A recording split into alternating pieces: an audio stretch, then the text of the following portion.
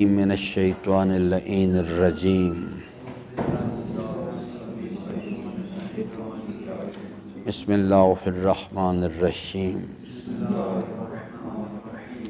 الحمدللہ رب العالمین الرحمن الرحیم مالک یوم الدین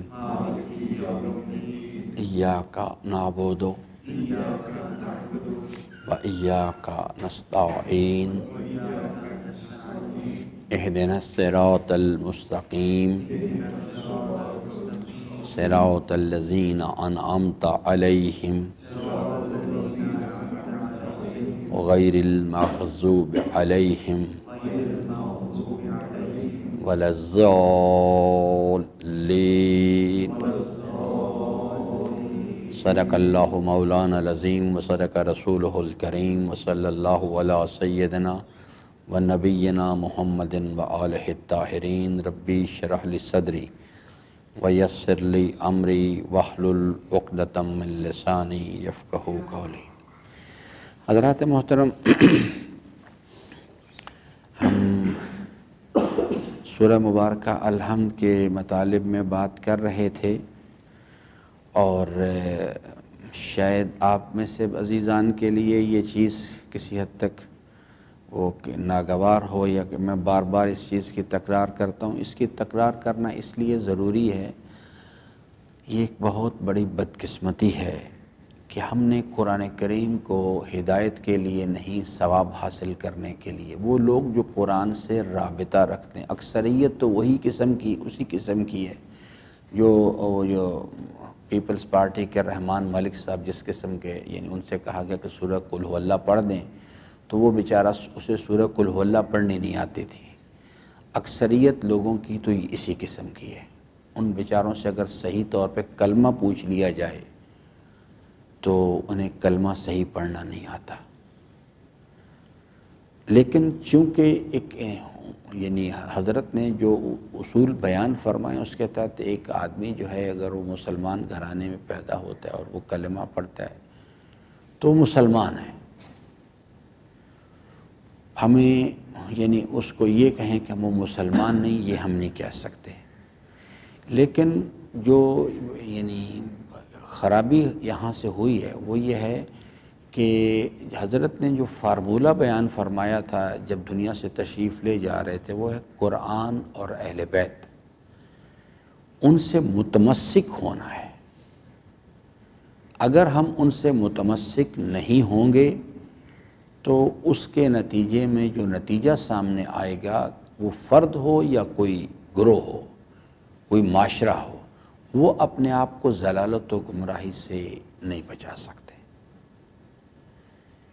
یہاں یہ پرابلم پیش آ گیا ہوا، یہ مسئلہ اس وقت ہے، اور یہ بڑی ہی خطرناک چیز ہے، کیونکہ ضلالت و گمراہی کا انجام کیا چیز ہے؟ جہنم ہے۔ پوری کی پوری ایکسرسائز جو ہے نا فضل آؤٹ ہو جاتی ہے۔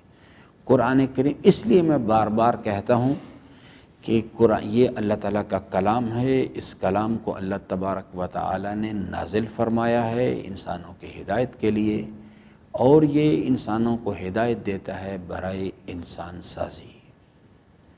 یہ جو کچھ بھی آپ کو اس میں دکھائی دے رہا ہے، یہ سب بنیادی طور پہ الہی نظام کے تحت ایک انسان نے کمال کا سفر کیسے کرنا ہے اس کی طرف، اس کی تفصیلات ہیں۔ اصل میں پورے قرآن کریم میں تفصیل کے ساتھ بیان کیا گیا ہے، اور سورہ الحمد میں اسی چیز کو ایک سمری کی شکل میں، خلاصے کی شکل میں اللہ تعالیٰ نے بیان کر دیا۔ وہ جو ہدایت کا سلسلہ ہے، جو ہدایت کا سلسلہ ہے، قرآن کریم پڑھنے میں کوئی چیز یعنی سوائے اس کے کہ ایک انسان کو عربی آنی چاہیے، بس کوئی چیز مانے نہیں ہے۔ لیکن جب مسئلہ ہے قرآن کریم کو سمجھنے کا، تو وہ تو اللہ تعالیٰ نے خود چیز بیان فرمائی ہے کہ لا یمسہ الا المطہرون۔ جب تک انسان کے پاس طہارت نہیں ہے، طہارت رجس کے مقابل میں جو جس طہارت کا ہے، یہ والی طہارت نہیں یہ جو کہ یہ لباس نجس ہو گیا، بدن نجس ہو گیا تو میں اسے پاک کر لوں، یہ اس کا صرف ایک ابتدائیہ ہے۔ جب تک انسان کے پاس وہ طہارت موجود نہیں، جیسے انسان اللہ کے کلام کو نہیں سمجھے، اگر نفس کی خواہشات کا ارادے پہ غلبہ ہے اور انسان نفس کی خواہشات کی پیروی کر رہا ہے، تو قرآن کریم میں تو اللہ تعالیٰ نے جو اس کا کلام متکلم ہے، جس نے سارا نظام بنایا، اللہ تعالیٰ نے خود سمجھایا ہے۔ اگر قرآن کریم کو سمجھنا ہے تو پھر طہارت چاہیے، قرآن کریم پہ عمل کرنا ہے تو یقین چاہیے۔ اگر یہ چیز نہیں ہے، این خواب است و خیال است و محال است و جنوں، یہ میرے پاس وہ صلاحیت ہی نہیں، وہ توانائی نہیں۔ ایک آدمی مجھ سے کہہ کہ یہ 500 فٹ اونچی چھلانگ لگائیں، میں کر ہی نہیں سکتا۔ اور یہ جو کلام ہے اس کے لیے کہ یعنی ایک تو بغیر طہارت کے فہم نہیں ہوتا انسان کو، بغیر یقین کے عمل نہیں کر سکتا۔ اور یہ جو چیز ہے، اگر انسان کا شمار ظالمین میں ہوتا ہے، ظالم سے مراد ہے کہ جو ہی ہم ظالم کے بارے میں بات یعنی سنتے ہیں، قرآن کریم کی اصطلاح قرآن سے لیتے ہیں، اور مصادیق ہم اپنے ماحول سے تلاش کرنا شروع کر دیتے ہیں۔ ہمارے آباء و اجداد میں، ہمارے ماحول کے اندر ہم سمجھتے ہیں ڈونلڈ ٹرمپ ہے، ہم سمجھتے ہیں ہندوستان کا وزیر اعظم نریندر مودی ہے۔ وہ کوئی شک نہیں کہ وہ بھی ہیں، لیکن کیا صرف وہی ہے؟ یہ ایسا نہیں ہے۔ ہر وہ شخص، وہ ولو کوئی بھی کلمہ پڑھتا ہو، جو شخص نفس کی خواہشات کا پیروکار ہے، اس کا اسیر ہے، اور اپنے طرز عمل پر کوئی ندامت محسوس نہیں کرتا بالکل بھی، وہ انسان اللہ کی کتاب میں اس کا شمار ظالمین میں۔ ٹیسٹ کیا ہے؟ فجر کی نماز۔ ایک دن آیا، گزر گیا، کوئی ملامت ضمیر نے نہیں کی کہ کیا ہوا میرے ساتھ یہ، کیونکہ حضرت نے ارشاد فرمایا تھا نا، ہر روز محاسبہ کرو کم از کم ایک مرتبہ، اور جس کا آج اس کے گزشتہ کل سے بدتر ہے، فرمایا وہ فہو ملعون۔ یہ دلیل ہے اس چیز کی کہ اللہ نے اس کو اپنی رحمت سے دور کر دیا۔ ملعون کہتے ہیں ایک ایسا انسان جس سے اللہ تبارک و تعالی یعنی توفیق ہدایت سلب کرتا ہے، اپنی رحمت سے دور کر دیتا ہے۔ فرماتے ہیں غور کرو پیچھے ہوا کیا ہے، کیوں ہوا ایسا میرے ساتھ یہ؟ یعنی ایک آدمی نماز شب پڑھتا ہے، اچانک ایک دن آنکھیں نہیں کھلتی، تو یاد رکھے گا یہ ایسا نہیں ہوا، کوئی چیز رینڈملی نہیں ہو رہی، وہ نماز شب کی ایک دن کی توفیق کیوں سلب ہوئی مجھ سے؟ حضرت فرماتے پیچھے غور کرو، کچھ نہ کچھ ہوا ہے جس کی وجہ سے یہ توفیق سلب ہوئی ہے۔ فرماتے اس کریم کی شان سے بعید ہے بالکل یہ کہ وہ پہلے خود ہی ایک نعمت دے دے پھر واپس لے لے اسے۔ فرماتے وہ ایسا کبھی نہیں کرتا۔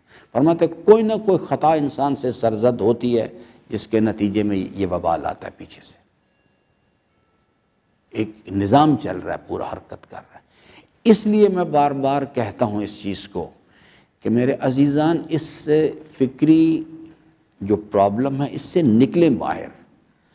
قرآن کریم جو ہے وہ انسانوں کی ہدایت کی کتاب ہے۔ اس دنیا کے اندر ثواب کیا چیز ہے؟ ثواب دنیا ہدایت ہی اصل ثواب ہے۔ اگر میں وہ ہدایت ہی حاصل نہیں کر رہا تو مجھے تو پھر اس تلاوت قرآن کا کوئی ثواب نہیں مل رہا، کیونکہ یہاں ثواب ملے گا، میرے اندر فرما برداری کی توفیق آئے گی، یعنی شوق آئے گا، اس کی راستے کی مشکلات پہ صبر کی توفیق آئے گی، میں حرکت کروں گا، عمل، اس کو ثواب کہتے ہیں۔ آخرت کی منزل میں جا کے ثواب کچھ اور ہو جاتا ہے، یہاں ثواب اسی چیز کو کہتے ہیں۔ اللہ کی نافرمانی سے طبیعت میں گریز ہو، فرما برداری کا شوق ہو، صبر کی توفیق ہو، اس چیز کو ہم چونکہ اس چیز کی طرف، ہمیں قرآن کریم کے ساتھ بھی یہی کچھ کیا ہے، اور اہل بیت علیہ السلام کے ساتھ بھی۔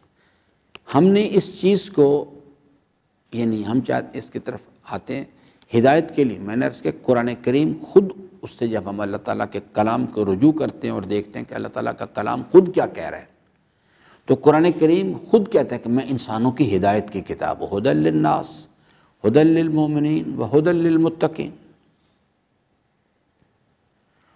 اور جب ہم اہل بیت علیہ السلام کی طرف آتے ہیں تو وہاں بھی یہی پتہ لگتا ہے کہ یہ ہدایت کے لیے آئے ہیں۔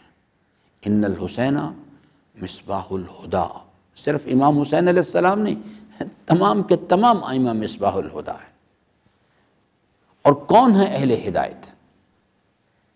جب انسان منزل تقویٰ پہ پہنچتا ہے نا، منزل اسلام، ہم سب کے سب آدم کی اولاد ہیں، اس واسطے ہم آدمی ہیں، ہم سب، قرآن کریم ہمیں انسان بھی کہتا ہے، لیکن کہتا ہے آپ لوگ انسان ہیں، انسان بالقوہ۔ جب آپ اپنے اندر یہ چار خصوصیات پیدا کریں گے تو آپ انسان حقیقی بن جائیں گے۔ کون کون سی ہیں؟ ایمان، اعمال صالحہ، وتواصوا بالحق وتواصوا بالصبر۔ اگر یہ نہیں پیدا کریں گے تو پھر کیا ہے؟ اولئک کالانعام بل ہم اضل، یہ حیوان ہے، حیوانوں سے بھی بدتر ہے بلکہ۔ تو کون ہے اہل ہدایت؟ اولئک علی ھدی من ربہم، اہل تقوی، اہل ہدایت، منزل اسلام، منزل ایمان اور منزل تقوی۔ جب اس مقام پر پہنچتا ہے تو اللہ تعالیٰ فرماتا ہے کہ شاباش، یہ جو ہدایت میں نے پیغمبران کے ذریعے سے اور الہامی کتابوں کے ذریعے سے میں نے بھیجی تھی، یہ ہیں وہ لوگ جنہوں نے اسے سمجھا اور عملی زندگی میں اختیار کیا۔ یہاں پر اہل ہدایت ہیں، آخرت کے منزل میں کیا ہیں؟ اولئک هم المفلحون، یہ لوگ ہیں انہوں نے فرسٹ ڈویژن لے لی ہے، یہ اہل فلاح، یہ کامیاب ہو جائیں گے، کیونکہ الہی نظام کے تحت تو یہ اس دنیا میں آنا ہی امتحان ہے۔ خلق الموت والحیات لیبلوکم ایکم احسن عملا۔ کوئی انسان بھی اپنے آپ کو اس سے نہیں بچا سکتا، اور یہ پورا ایگزامینیشن کا یعنی پیپر بیان کیا، وَلَنَبْلُوَنَّكُمْ بِشَيْءٍ مِّنَ الْخَوْفِ وَالْجُوعِ وَنَقْصٍ مِّنَ الْأَمْوَالِ وَالْأَنفُسِ وَالثَّمَرَاتِ۔ اللہ تعالیٰ نے کسی انسان کو حاجی بننے کے لیے پیدا نہیں کیا، کسی کو نمازی بننے کے لیے پیدا نہیں کیا، کسی کو جناب زوار بننے کے لیے پیدا نہیں کیا، نہ کسی کو مولانا صاحب بننے کے لیے پیدا کیا۔ یہ سب چیزیں وسیلہ ہیں، اصل کیا چیز ہے؟ وَمَا خَلَقْتُ الْجِنَّ وَالْإِنسَ إِلَّا لِيَعْبُدُونَ۔ اور عبد کون ہوتا ہے؟ ویسے تو سب باتیں دنیا کے اندر موجود ہیں۔ ایک آدمی جو ہے وہ اپنے پاس ایک آدمی کو نوکر رکھتا ہے، اچھا ملازم کون ہوتا ہے؟ اور عربی میں اسے عبد کہتے ہیں یا اسے ملازم کہتے ہیں۔ اور ایک سادہ سی بات، وہ آدمی اچھا ملازم ہے جو اپنے مالک کی بات کو سنے اور اس کے کہنے کے مطابق، اس کے کہنے سے پہلے عمل کر دے۔ وہ اس کو مالک کہتے ہیں، بڑا اچھا آدمی ہے بھئی۔ جو آدمی مالک کے پاس نوکری کرے مگر اس کے لیے مسائل ہی پیدا کرتا رہے، تو یہی بات اس چیز کی یہاں پر بھی ہے۔ عبد کون ہوتا ہے؟ المؤمن من کان اخذہ للہ، بس وہ ہر کام مرضی مولا کے اس کو راضی کرنے کے لیے کرتا ہے، اس کے بتائے ہوئے طریق پہ کرتا ہے، اور اس لیے ارادہ کرتا ہے کہ وہ چاہتا ہے، بس جب وہ عبد بن جاتا ہے۔ تو اس لیے میرے عزیزان جو چیز ہے نا، میں یہ بات ایسے نہیں کر رہا کہ میں کوئی باہر والے لوگوں کی بات نہیں کر رہا۔ ہم یہاں پہ یعنی سال ہا سال سے اکٹھے ہو رہے ہیں۔ میں یہ پرابلم آپ اپنے اس مجمع کے اندر بھی دیکھ رہا ہوں، اس مجمع کے اندر بھی یہ پرابلم ہے۔ میں نے آپ کو کئی مرتبہ مثال سنائی، یہاں پر میرے پاس اب تو خیر میں نے اس کو محدود کر دیا، بلکہ قریباً ختم ہی کر دیا، کیونکہ میری صحت ہی اجازت نہیں دیتی، کیونکہ تعلیم جو ہے نا، بس یہ تعلیم اس کو کہتے ہیں۔ میں نے آپ کو میں آ کے لیکچر دے چلا گیا، ختم ہو گیا بات۔ تربیت ایک بہت ہی زبردست قسم کا کام ہے اور بہت ہی زبردست قسم کی توانائی مانگتا ہے، اس میں بہت زیادہ ایگزرٹ کرنا پڑتا ہے۔ حضرت امام خمینی رضوان اللہ تعالی علیہ فرمایا کرتے تھے کہ نسل آدم کی تباہی کے اسباب اگر تلاش کیے جائیں کہ یہ نسل آدم کی اولاد کیوں تباہ ہوئی ہے، تو ان میں سے ایک بنیادی سبب ہے تربیت کا نہ ہونا، تربیت کا فقدان۔ تو میں عزیزان کو کوشش کرتا تھا سمجھانے کی۔ بعض اسٹوڈنٹس ایسے آئے 5 سال میرے پاس رہے، 5 سال جس طرح سے آئے تھے اسی طرح سے چلے گئے، اس واسطے کہ یہ انسان کے اندر مثال بھی میں نے ان کو دیتا تھا، یہ نہیں کہ میں آج کہہ رہا ہوں، وہ میرے پاس جب رہ رہے ہوتے تھے اس وقت بھی کہتا تھا بیٹا آپ خیال رکھیں، آپ بڑے خطرناک راستے پہ چل رہے ہیں۔ اور ان میں سے جو میرے ساتھ ذرا ان کی قربت ہوتی تھی یا فرینکنس ہوتی تھی، وہ مجھے اس وقت بھی کہتے تھے ہاں آپ ٹھیک کہتے ہیں بات یہ سعادت بزور بازو نہیں، یہ جو روٹی کھانا گاڑیاں پلازے یہ چیزیں جو ہیں نا، یہ کوئی اللہ تعالیٰ کی رضایت کی دلیل نہیں ہے۔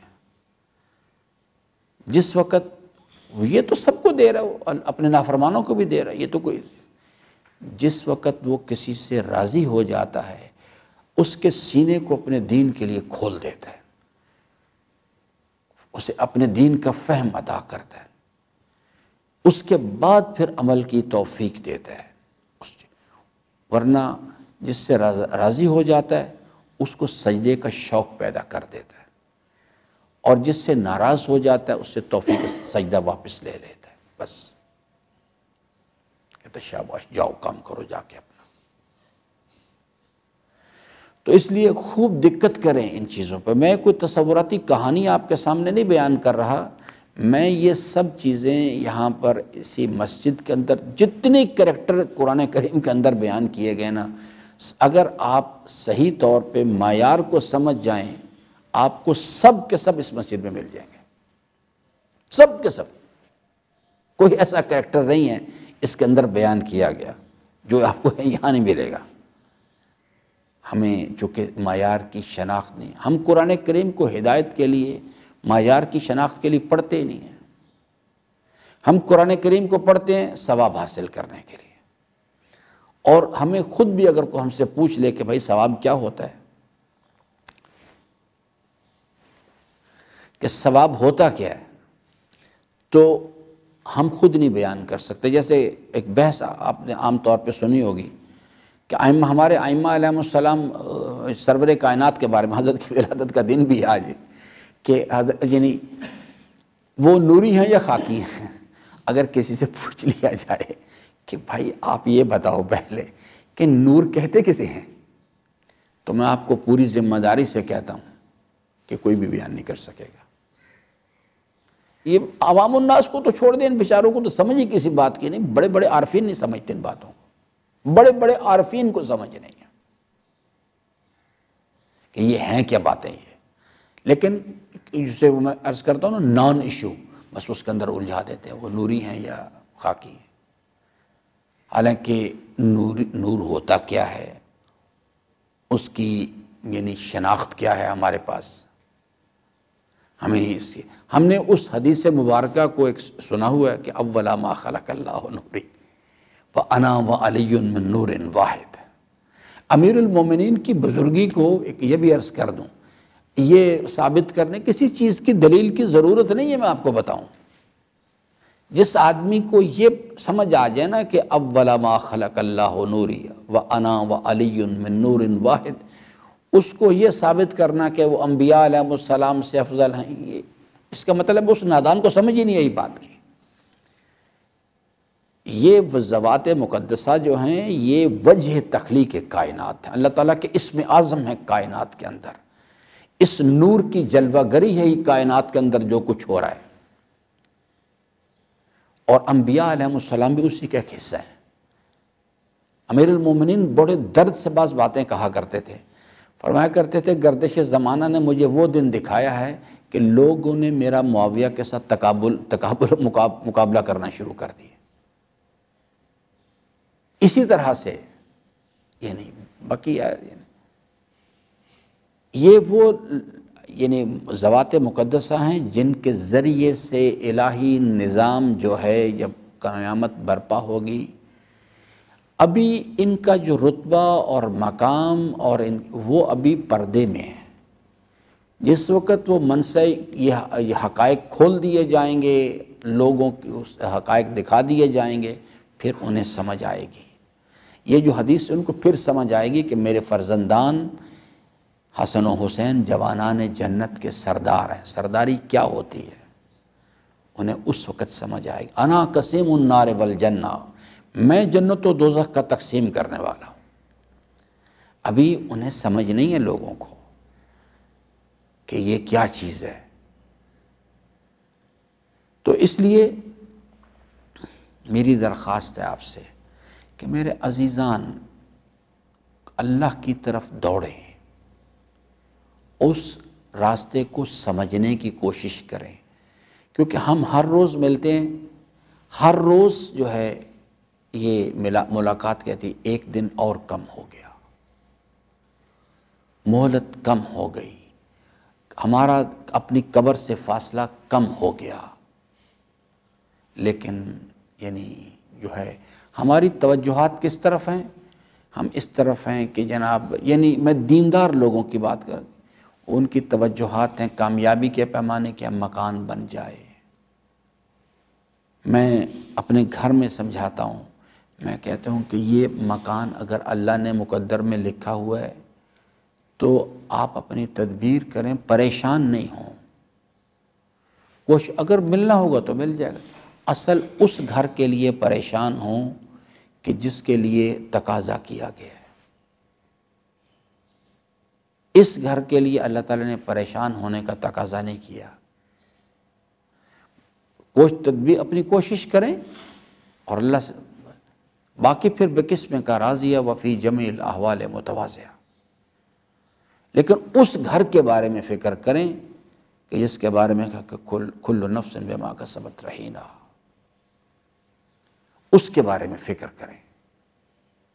کیونکہ یہاں تو آپ دیکھ لیجئے کتنے لوگ ہیں جن کے پاس پاکستان میں گھر ہے، کتنے لوگ ہیں۔ اگر آپ دیگر دنیا میں چلے جائیں، افریقن ممالک میں چلے جائیں، خود ادھر پاکستان سے باہر جانے کی ضرورت ہے، تھر کے علاقے میں چلے جائیں، آپ حیران ہو جائیں گے کہ لوگوں کے پاس قوت لا یموت نہیں ہے۔ یہ اویس مجھ سے کل رات کہہ رہا تھا کہ یہ جلال بھی کہ جناب یہ ناردن ایریا کے لوگ جو ہیں ہمارے حقوق کا، میں نے کہا بھائی میں تحمل کرو، اگر اللہ تعالیٰ نے تھر والی حالت پیدا کر دی نا، ابھی تو آپ جنت میں رہ رہے ہیں۔ میں آپ کو پوری ذمہ داری سے کہتا ہوں کہ ناردن ایریا کے لوگوں کے پاس جو سہولتیں، جو امکانات ہیں، پاکستان کے کم علاقے ہوں گے ایسے جن کے پاس یہ امکانات ہیں، کم علاقے ہوں گے۔ تھر کی صورتحال اگر اللہ تعالیٰ نے ایک دن پیدا کر دی نا، اگر وہاں پہ ناردن ایریا میں، تو میں آپ کو پوری ذمہ داری سے کہتا ہوں اکثر لوگ اللہ کے منکر ہو جائیں گے، کیونکہ فقر و فاقہ انسان کو کفر کی طرف لے جاتا ہے۔ تو اس لیے انسان ناشکر ہے، وہ کبھی بھی اپنے حال پہ راضی نہیں ہوتا، بس نعرے لگ یہ جو کہتے ہیں نا جہنم کا، اس کا وہ اصل جہنم یہ نفس کی خواہشات کا جہنم ہے۔ جیسے وہ اس کے بارے میں مثال دیتے ہیں کہ وہ جب اس میں اہل جہنم ڈالے جائیں گے تو وہ آواز دے گی حل من مزید، حل من مزید، حل اور چاہیے اور۔ اصل میں ہی اس کی تمثیل ہے یہ، اس کو جتنا بھی دے دیں، فرماتے ہیں جو انسان بقدر ضرورت پہ راضی نہیں ہوتا اسے دنیا و ما فیہا سب کچھ دے دیا جائے وہ کبھی راضی نہیں ہوتا۔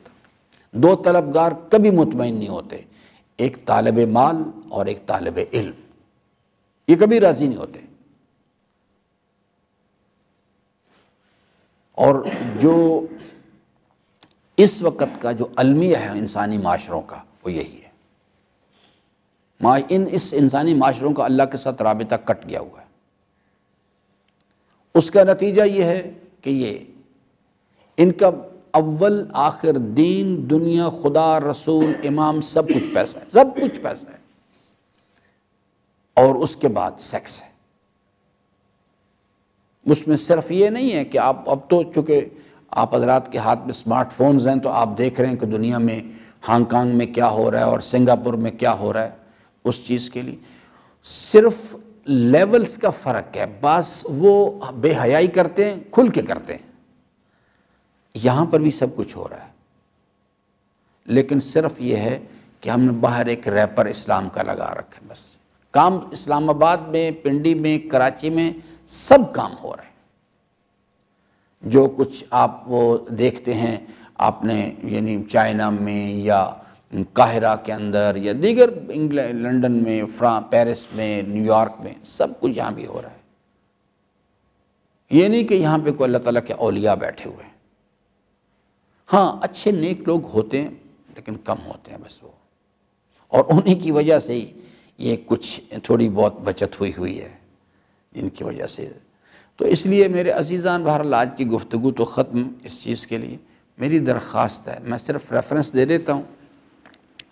بات ہم کر رہے تھے اس چیز کے بارے میں کہ صراط الذین انعمت علیہم، قرآن کریم نے صاحبان انعام کا تعارف بھی کروایا، اور ان کے صراط کا، میں بار بار کہہ رہا ہوں، حضرت امام حسین علیہ السلام اس کے ایک مصداق ہیں۔ صراط الذین انعمت علیہم، ان صاحبان انعام میں سے جو چیز ہے حضرت سید الشہداء کا وجود مقدس اس کے مصادیق میں سے ہے۔ ان کا صراط کیا چیز ہے؟ ان کا صراط چاہیے۔ کیوں جی؟ حسنین صاحب، میں نے کل بتایا تھا، امام حسین علیہ السلام کے صراط کا میں نے ذکر کیا تھا، کیا چیز ہے وہ؟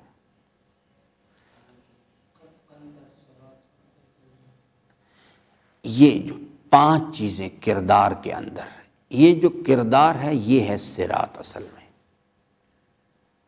یہ صراط اللہ تعالیٰ نے بیان فرمایا اس چیز کے لیے کہ یعنی ھدی للمتقین، کون ہے متقین؟ کہ جو اس نظریے پہ یؤمنون بالغیب، اس نظریے پر ایمان رکھتے ہیں کہ الحمدللہ رب العالمین، اور اس شناخت کی بدولت ان کی عملی زندگی کا دستور کیا ہے؟ یقیمون الصلاۃ۔ اب میں ایک تھوڑی سی وضاحت کر دوں، یقیمون الصلاۃ سے کیا مراد ہے؟ سورہ مبارکہ مومنون کے اندر اللہ تعالیٰ نے ایک کریکٹر بیان کی ہے، تو وہ کریکٹر کیا چیز ہے؟ 6 چیزیں اور 7 مراحل ہیں۔ الذین هم فی صلاتہم خاشعون، یہ سٹیپ نمبر 1 ہے۔ یہ باقی جو عمارت ہے نا، اوپر 6 منزلہ عمارت، یہ بیس لائن ہے، اس کی یاد رکھیے گا۔ اگر صلاۃ الخاشعین وجود میں آئے گی تو اوپر کی بلڈنگ بنتی چلی جائے گی، یہ وجود میں نہیں آئے گی تو اوپر کی بلڈنگ بنے گی نہیں۔ اور اگر کسی وقت ہم نے بنا لی اور بعد میں صلاۃ الخاشعین کو درمیان سے نکال دیا، ساری بلڈنگ گر جائے گی نیچے۔ دوسرا کیا ہے؟ ان اللغو معرضون۔ تیسرا کیا ہے؟ للزکوٰۃ فاعلون۔ چوتھا کیا ہے؟ لفروجہم حافظون۔ پانچواں کیا ہے؟ لعہدہم و اماناتہم راعون۔ اور چھٹا کیا ہے؟ علی صلواتہم یحافظون۔ دیکھیے، نماز کا پہلے مرحلے میں بھی نماز ہی ہے، اور آخری مرحلہ کون سا ہے؟ یہاں بھی نماز ہے۔ ان دونوں کو جمع کریں، الذین هم فی صلاتہم خاشعون جمع علی صلواتہم یحافظون از ایکول ٹو یقیمون الصلاۃ، اس کو کہتے ہیں۔ نماز کا جو قائم کرنا ہے وہ صرف نماز پڑھنا نہیں ہوتا، کسی اچھے استاد سے رہنمائی لیجیے گا، وہ آپ کو بتائے۔ میں نے فارمولہ آپ کو بتا دیا ہے، صلاۃ الخاشعین جمع علی صلواتہم یحافظون از ایکول ٹو یقیمون الصلاۃ۔ یہ معیار ہے کردار۔ وَمِمَّا رَزَقْنَاهُمْ يُنْفِقُونَ، یہ دوسری چیز ہے۔ ان دو چیزوں کو کھول دیں، یہ پورا کریکٹر بن جاتا سارا۔ یہ معیار ہے، یہ ہے صراط۔ اس کو عملی زندگی کے جب ہم کہتے ہیں نا اہدنا الصراط المستقیم صراط الذین انعمت علیہم، تو اس سے مراد یہ حضرت ابراہیم سورہ مبارکہ انبیاء میں آپ کو ایک ریفرنس دے دیتا ہوں، دیکھیں اس پہ۔ حضرت ابراہیم علیہ السلام کا اللہ تعالیٰ نے سورہ انبیاء میں ذکر کیا، وہ بھی صاحبان انعام میں سے ہیں۔ آیہ مبارکہ نمبر 50 سے لے کے 20 آیات آئی ہیں صرف حضرت ابراہیم علیہ السلام کے بارے میں، یہ صرف سورہ اس کے اندر انبیاء میں۔ حضرت کو شیخ الانبیاء کہا جاتا ہے۔ اس کو آپ من باب المثال خود پڑھ لیں۔ دوسری چیز، اور آگے یہ نہیں کہ صرف یہی، اس کے بعد حضرت لوط علیہ السلام کا ذکر ہے، دیگر انبیاء کا ذکر ہے، میں صرف حضرت ابراہیم علیہ السلام کا 20 آیات 50 سے لے کے 70 تک یہ حضرت ابراہیم علیہ السلام کا ذکر کیا گیا۔ وہ کیا چیز ہے؟ ان کے جو کردار ہے، اپنی قوم کے ساتھ جو انٹریکشن ہے، وہ کیا چیز ہے؟ صراط الذین انعمت علیہم۔ یعنی کہ ہم نے جب وتواصوا بالحق کرنا ہے، یہ نہیں ہے کہ صرف میں سر پہ امامہ رکھوں تو میں نے کرنا ہے، آپ نے بھی کرنا ہے، آپ نے بھی کرنا ہے۔ وہ چیز جو ہے، جب ہم نے وتواصوا بالحق کرنا ہے تو کرنا کیسے ہے؟ اسے پڑھیں، اس میں لکھا ہوا حضرت ابراہیم علیہ السلام کیسے، جب ہم کہتے ہیں نا پروردگارا اہدنا الصراط المستقیم صراط الذین انعمت علیہم، اس سٹیٹمنٹ کے اندر یہ بات چھپی ہوئی ہے، پروردگارا میں ابراہیم کے راستے پہ چلنا چاہتا ہوں تو مجھے اس کی رہنمائی فرما، مجھے اس پہ ثابت قدم، مجھے بھی وہ عمل کرنے، اس ثابت قدم رہنے کی توفیق دے اس پہ۔ پھر حضرت لوط علیہ السلام، اسی طرح سورہ شعراء کو دیکھیں جا کے، اس کے اندر بھی اللہ تبارک و تعالیٰ نے 5 پیغمبران کا ذکر کیا پے در پے ایک دوسرے کے بعد۔ وہ کیا کرتے تھے؟ اپنی امتوں کے ساتھ، اپنی قوموں کے ساتھ کیسے انٹریکٹ کرتے تھے؟ یہ چیز جو ہے، اس کو پھر یہ سمجھ آنی شروع ہوگی بات کہ یہ صراط الذین انعمت علیہم جو ہے یہ کیا چیز ہے۔ کل من باب المثال میں نے حضرت ابراہیم علیہ السلام کو جو ذکر کیا، اس میں بھی 1-2 چیزیں آپ کی خدمت میں عرض کر دوں گا، باقی خود پڑھیں اس چیز کو۔ اور دیگر انبیاء علیہ السلام کا جو یعنی صورتحال بیان کی گئی اس کو بھی پڑھیں، کیونکہ میں پھر عرض کروں، یہ ہم عام طور پہ جو جن کے سر پہ امامہ نہیں وہ سمجھتے ہیں ہماری ذمہ داری نہیں ہے۔ یہ نہ میرے عزیزان ذمہ داری ہے۔ اللہ تعالیٰ نے کہیں سورہ عصر میں لکھا بریکٹ کے اندر کہ جناب وتواصوا بالحق کا کام جو ہے یہ صرف امامے والے کریں اور باقی نہ کریں؟ جو بھی انسان خسارے سے بچنا چاہتا ہے اس نے کرنا ہے یہ کام۔ کیسے کرنا ہے؟ لوگوں کو حق کی تلقین کیسے کی جاتی ہے؟ ابراہیم علیہ السلام علی نبینا کی سیرت بتائے گی، سرور کائنات کی سیرت بتائے گی۔ حضرت کی چونکہ ولادت کے ایام میں ایک چیز عرض کر دوں، جب کبھی بھی انسان یہ کام شروع کرے گا اللہ کے دین کی دین، پہلا مرحلہ تھا عمل کرنا خود اپنی ذات میں، پھر اس کے بعد ہوتا ہے کہ یعنی اپنا معاشرہ، ماحول، خاندان، قبیلہ۔ میں آپ کو پوری ذمہ داری سے کہتا ہوں کہ راولپنڈی کے مردوں کو اگر یہ کہا جائے کہ جاؤ بھی جا کے اپنے گھروں میں ذرا تبلیغ کرو، تو آدھے کو تو بیچارہ ویسے کان پکڑ کے باہر کر دیں گے ان کی بیگمات، چلو یہاں سے نکلو، گیٹ آؤٹ۔ یہ بہت مشکل کام ہے، میں آپ کو بتاؤں، بہت ہی مشکل کام ہے۔ حضرت سرور کائنات نے جب یہ چیز عملی مکہ میں شروع کی تو وہ لوگ جو کہ اس نظام کے نفس کی خواہشات کی پیروی کے عادی ہو چکے تھے، انہوں نے کہا یہ کیا کر رہے ہیں آپ؟ یہ آپ نے ساری تاریخ سن رکھی ہوگی علماء کرام سے، میں ایک صرف واقعہ عرض کرتا ہوں، حتیٰ کہ وہ الٹیمیٹ حضرت ابو طالب کے پاس آ گیا، پورا ڈیلیگیشن آیا، انہوں نے کہا کہ جناب یہ آپ کے بھتیجے نے کیا کام شروع کر دیا، یہ تو پورا کاروبار ہی بند کر رہے ہیں۔ وہ کہتے تھے جیسے یہ شاہ چنچراغ والے کر رہے ہیں، اسی قسم کا انہوں نے فراڈ لگا رکھا تھا وہاں پہ۔ تو انہوں نے کہا کہ یہ ان سے کہیں کہ جناب آپ یہ ہمارا سسٹم کیوں خراب کر رہے ہیں، یہ مہربانی کریں آپ ہمارے ساتھ ایک این آر او کر لیں، ہم آپس میں باہمی ایگریمنٹ کر لیتے، آپ انہیں سے بتائیں چاہتے کیا یہ ان کو پیسہ چاہیے، ہم ان کو پیسہ دے دیتے ہیں، بادشاہ بننا چاہتے بادشاہ بنا دیتے، اگر کوئی کسی خاتون سے شادی کرنا چاہتے وہ کرا دیتے۔ لیکن یہ ہمارا سسٹم کے پیچھے کیوں پڑ گئے، یہ اس کو یہ نہ کریں، یہ اس کو۔ تو انہوں نے حضرت ابو طالب کو آ کے یہ ساری آفر کی، NRO کی، کہ جناب یہ کر لیں۔ حضرت ابو طالب نے سرور کائنات کو کنوے کیا کہ جی وہ لوگ آئے تھے اور انہوں نے یہ آفر دے کے گئے ہیں۔ حضرت نے فرمایا کوئی انسان بھی اس عزم کے بغیر یہ کام نہیں کر سکتا، بغیر الہی تائید کے یہ توفیق ملتی ہی نہیں انسان کو۔ انہوں نے حضرت نے فرمایا اگر یہ لوگ میرے ایک ہاتھ پر سورج اور ایک ہاتھ پر چاند لا، یعنی دنیا کے وہ امکانات بھی لا کے رکھ دیں جو انسان سوچ بھی نہیں سکتا، میں جب بھی اپنے راستے سے نہیں ہٹوں گا۔ جب تک یہ عزم انسان کے پاس نہیں ہوتا، انسان اس راستے پہ سفر نہیں کر سکتا، انسان اس راستے پہ سفر نہیں کر سکتا، وتواصوا بالحق نہیں کر سکتا۔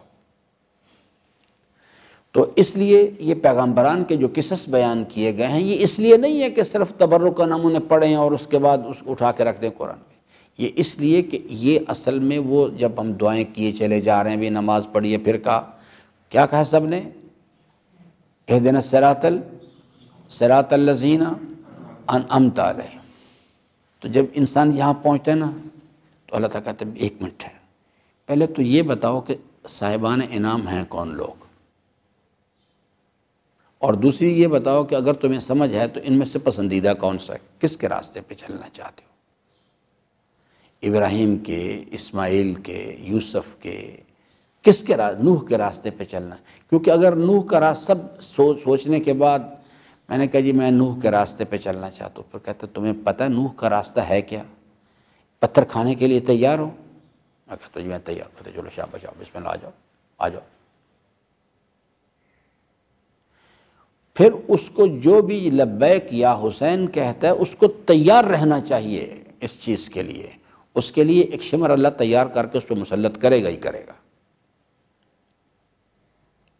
لیکن چونکہ اللہ تعالیٰ جانتا ہے کہ یہ باتیں سب اس سے اوپر کر رہے ہیں، ان کے اندر کچھ بھی نہیں ہے، اس لیے کہتے ہیں انہیں چھوڑ دو، انہیں ایک طرف کرو، ایسے باتیں کر رہے ہیں صرف یہ۔